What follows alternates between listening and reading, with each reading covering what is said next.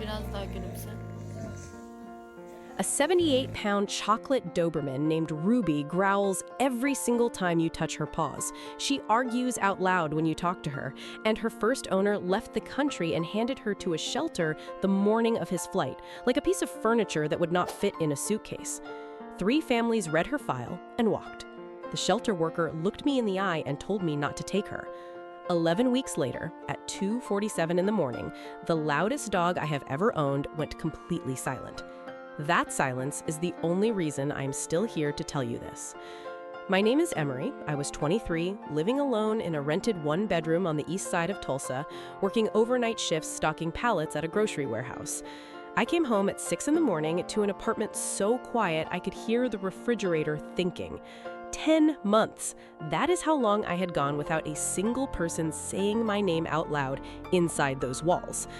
I did not go to that shelter to adopt a dog. I went because a coworker's kid needed photos of rescue animals for a school project, and I owned a camera. Kennel 14 is where I saw her. 78 pounds of chocolate and rust, uncropped ears folded soft against her skull, a white mark on her chest shaped almost exactly like a thumbprint. Every other dog in that hallway was throwing itself at the gate. Ruby was sitting perfectly still, with her front paws tucked underneath her body, like she was hiding them. The worker's name was Dana, and she did not soften anything. "Not that one," she said. "Ruby has been here 51 days. 3 families applied, all 3 backed out. Her owner moved overseas in March and surrendered her the morning of his flight. She growls when you touch her paws, she talks back at you, she is too loud, too sharp, too much." Too much. People have used that exact word about me my whole life. I crouched down. Ruby did not stand. She did not wag. She turned her head sideways, looked straight at me, and made a sound I have never heard another dog make. A low, rolling 3-note noise that lifted at the end like a question. Dana stopped talking. "She has never done that with a stranger," she said. I signed the papers in 40 minutes. The first 72 hours taught me the rules, and Ruby wrote every single one of them. Rule 1, nobody touches the paws. Not me, not the vet, not the neighbor, nobody. Brush her ears, scratch her chest, lie across her like a blanket. She does not care. Reach for a front paw, and a growl rolls up out of her chest like a truck downshifting on a hill. She does not snap. She does not lunge. She simply informs you, at volume, that you have made a mistake. It took me 2 weeks to notice that both of her front pads were scarred over. Whatever happened before March, it happened to her feet. Rule 2, Ruby argues. You say her name, she answers. You tell her to get off the couch, she groans out a full sentence of nonsense with her lips flapping and her ears pinned back like a teenager being asked to do dishes. Ask her a question, any question, and she will give you 3 syllables of pure attitude and then stare at you waiting for a rebuttal. I started recording it. I could not help it. Nobody believed me until they heard it. Hit subscribe right now. Rule 3, and this one I did not understand for months, do not take out a suitcase. The first time I pulled my duffel bag out of the closet to visit my mother for a weekend, Ruby left the room. No noise, no growl, nothing. She walked into the bathroom, lay down on the tile behind the door, and refused to come out for 4 hours. The loudest dog in Oklahoma had absolutely nothing to say.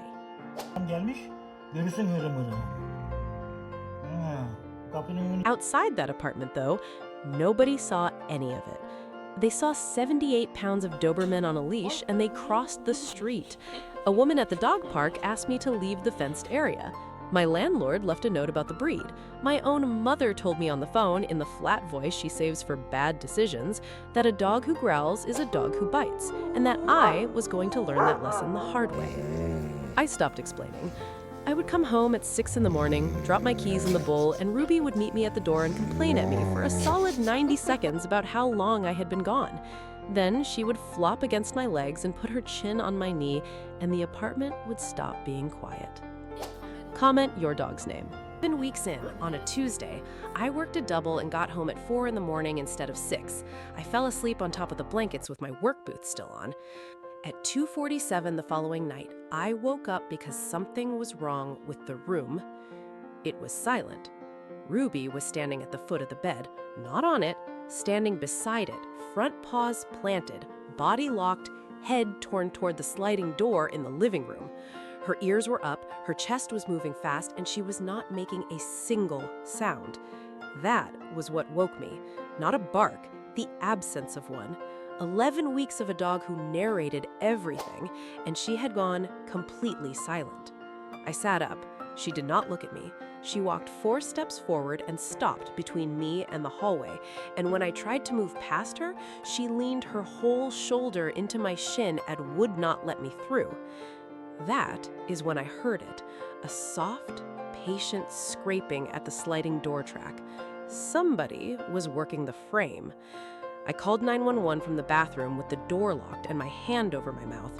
The dispatcher asked if I was alone in the residence. I said no. I said, I have a Doberman. Ruby stayed in that hallway the entire time. She never barked, she never charged the glass.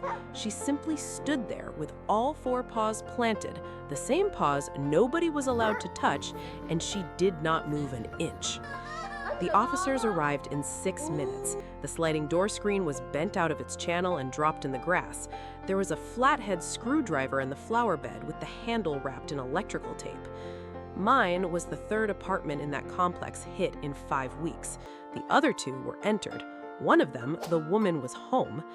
The officer stood in my living room writing in his notebook, looked down at Ruby lying calmly across the hallway threshold, and said something I have thought about almost every day since. He said, "The ones that bark are noise. The ones that go quiet are deciding." Ruby is 6 now. She still argues with me about the couch. She still answers when I say her name, and she still gives me 3 syllables of attitude when the answer is no. She still will not let anyone touch her front paws, and I have stopped asking her to. The duffel bag lives in the trunk of my car now. She has not seen it in 2 years.